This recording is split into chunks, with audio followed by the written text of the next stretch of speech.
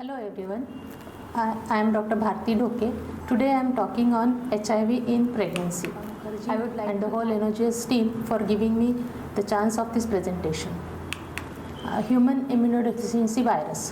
What is HIV? It is a retrovirus which targets CD4 lymphocytes causing progressive immunosuppression. When CD4 lymphocytes fall below critical level, person becomes more susceptible to opportunistic infection and malignancies. What are the modes of transmission? Sexual intercourse, injectable drug use, blood or blood product transfusion, mother to child during pregnancy and breastfeeding. Some HIV facts and figures. In the year 2019, globally around 38 million people were living with HIV, 1.7 million new infections and 6.9 lakh AIDS-related deaths. In India, 2.1 million people were living with HIV, 88,000 new infections and 69,000 AIDS-related deaths. According to NACO, 29 million pregnancies in India in a year, 35,000 of which are affected with HIV. 10,000 infected babies will be born in absence of any intervention. What is the effect of pregnancy on HIV? Pregnancy has no effect on HIV progression or survival. Absolute CD4 count decreases in pregnancy due to hemodilution. This is a physiological effect and should not be considered as disease progression. After delivery, CD4 count increases 50 to 100 cells per cubic millimeter. What are the effects of HIV on pregnancy? Various adverse effects have been seen in pregnancy in HIV affected women, which causes increased maternal morbidity and mortality. There are higher chances of ectopic pregnancy, early abortions, increased susceptibility to tuberculosis and malaria, increased risk of urinary tract infections, oral and vaginal thrush, and other opportunistic infections. Higher risk of severe anemia, increased chances of postpartum hemorrhage, and increased risk of gestational diabetes mellitus, preeclampsia, and preterm delivery in women using ART. What are the fetal complications? Prematurity, low birth weight, stillbirth, increased perinatal morbidity and mortality, and the risk of acquiring HIV infection. Mother to child transmission. With no antiretroviral drugs and breastfeeding, the rate was as high as 30 to 45%. With the introduction of antiretroviral drug, the rate has reduced gradually, and with proper ART consisting of 3 antiretroviral drugs, with breastfeeding the rate is 2%, and without breastfeeding the rate is as low as 1%. How does prenatal transmission occurs?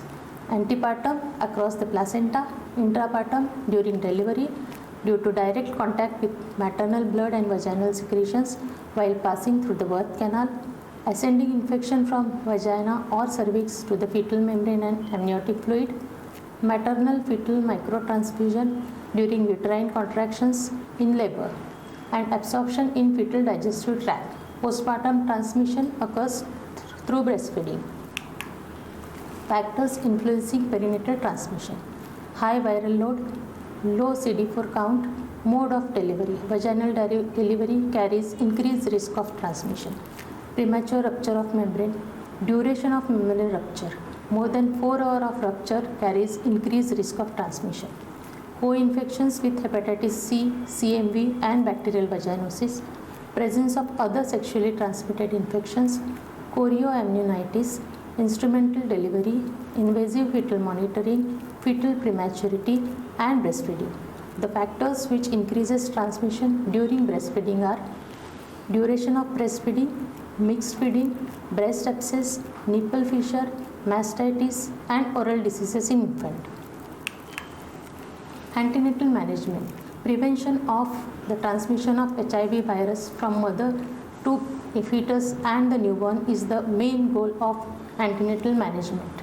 Antenatal checkup include 4 visits, routine investigation, nutritional advice, iron, folic acid and vitamin supplementation, screening and treatment of other STIs and tuberculosis, safe sex counseling, and HIV testing of spouse and other children. WHO clinical staging and its progression should be noted. Examine for opportunistic infection, and immunization with tetanus toxoid, Tdap, influenza, hepatitis A and B, and pneumococcal vaccine. But the most important thing is antiretroviral therapy. According to NACO, initiate lifelong ART in all HIV infected pregnant women regardless of WHO clinical staging or CD4 cell count. Pregnant women who are already receiving ART should continue same regime throughout pregnancy, labor, breastfeeding and lifelong thereafter. What are the antiretroviral drugs? First line antiretroviral therapy is tenofovir plus lamivudine plus efavirenz. If the woman had prior exposure to nevirapine, then the combination of tenofovir plus lamivudine plus lopinavir and ritonavir. Alternative regime include zidovudine plus lamivudine plus efavirenz, zidovudine plus lamivudine plus nevirapine, or tenofovir plus lamivudine plus nevirapine. Safety of ART in pregnancy. Most of the antiretroviral drugs are safe in pregnancy even in first trimester. Some data suggested use of efavirenz in early pregnancy increases the risk of birth defect. Hence, initial guideline was to substitute efavirenz with nevirapine.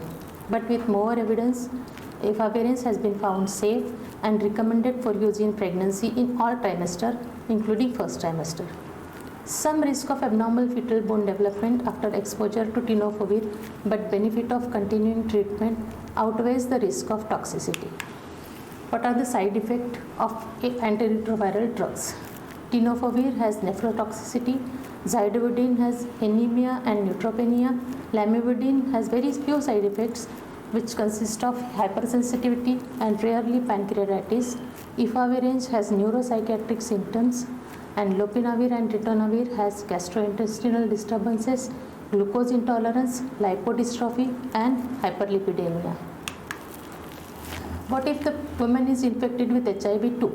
HIV-2 is less common in India, it is less transmissible to fetus, 0 to 4% risk. Disease progression is much slower.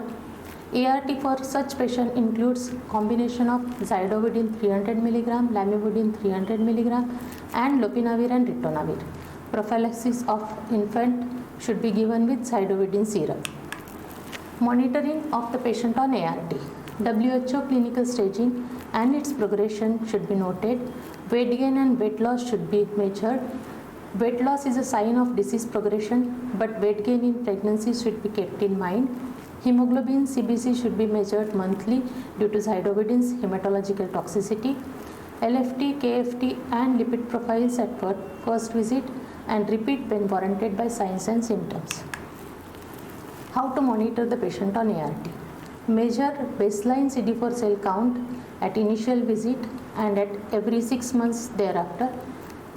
Cotrimoxazole prophylactic therapy should be given if CD4 count falls below 250 cells per millimeter cube and continue throughout pregnancy, delivery and breastfeeding. Ensure that woman takes folate supplement regularly. Maternal RNA level should be measured at initial visit, then after 2 to 4 weeks of starting or changing the ART, then every monthly till the levels are undetectable and every 3 months thereafter. Maternal RNA level should also be done at 34 to 36 weeks to decide the mode of delivery. Treatment of associated infections like TB, hepatitis B or hepatitis C should be done. What is the mode of delivery? Vaginal delivery can be offered to patients on ART and who have viral load of less than 1000 copies per ml, because in such patient the risk of transmission remains the same irrespective of mode of delivery. Pre-labor cesarean delivery at 36 weeks should be offered to patient who has viral load of more than 1000 copies per ml. Viral levels are not known and patient is not on ART. In such patient, prophylactic ART should be given IV zidovudine 3 hours pre-operatively as a 1 hour IV loading dose 2 mg per kg, followed by continuous infusion over 2 hours 1 mg per kg per hour.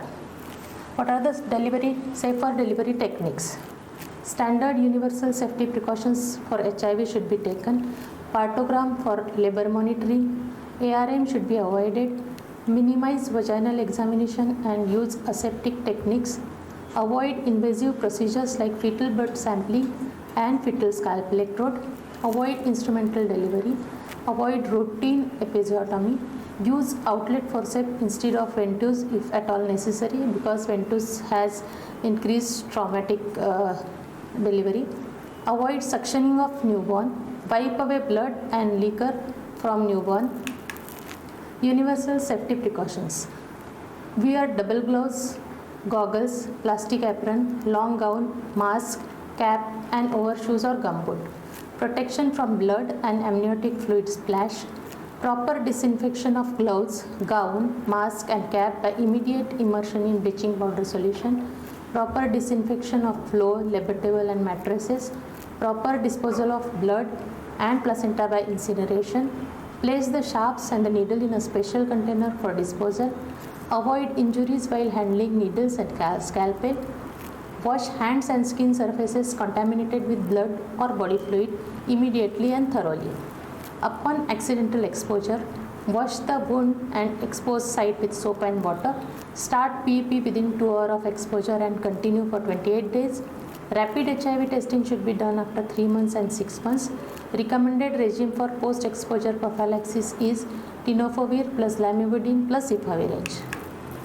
Along with above precautions, the other precautions to be taken at cesarean section are: surgery should be slow and steady and keep the field bloodless by using constant suction and cautery. Deliver fetus with intact membrane and slowly suction out amniotic fluid. Avoid manual removal of placenta. Use round tip blunt needle. Do not use fingers to hold needle. Use forceps to receive and hold needle. Transfer shafts in a container. Proper disposal of tissue and placenta and other waste material as per the guidelines. Early cord clamping, and do not give methargine as it may lead to vasospasm and ischemia. Postpartum management. ART should be continued. Exclusive breastfeeding should be given. Although breastfeeding increases the risk of transmission, WHO and NACO advises breastfeeding because the risk of newborn dying from diseases such as malnutrition, diarrhea and ARI is higher compared to the risk of acquiring HIV virus. Examine for puerperal sepsis and appropriate antibiotic. Screening for postpartum depression. Counseling about contraception and family planning methods. IUCD is good choice in such patient. Injectable progesterone is safe to use. No hormone and ART drug interactions. OC pills. ART drugs like ritonavir and nevirapine reduces contraceptive efficacy. Encourage male sterilization, and condom should be used consistently. Dual protection irrespective of other contraceptive or family planning methods used. Infant care, exclusive breastfeeding, immunization as per schedule, ARV prophylaxis with syrup nevirapine 15 mg once a day or syrup zidovudine 15 mg twice a day. ARV should be given till 6 weeks or 12 weeks if mother has not received ART. Early infant diagnosis by HIV DNA PCR at 6 weeks, 6 months and 12 months. Final infant diagnosis at 18 months by 3 rapid tests. Cotrimoxazole prophylactic therapy initiation at 6 weeks and continue until baby is 18 months old or longer if baby is HIV positive. Start pediatric ARV if baby is HIV positive. Thus, having a negative family can be the most positive thing for us. Thank you.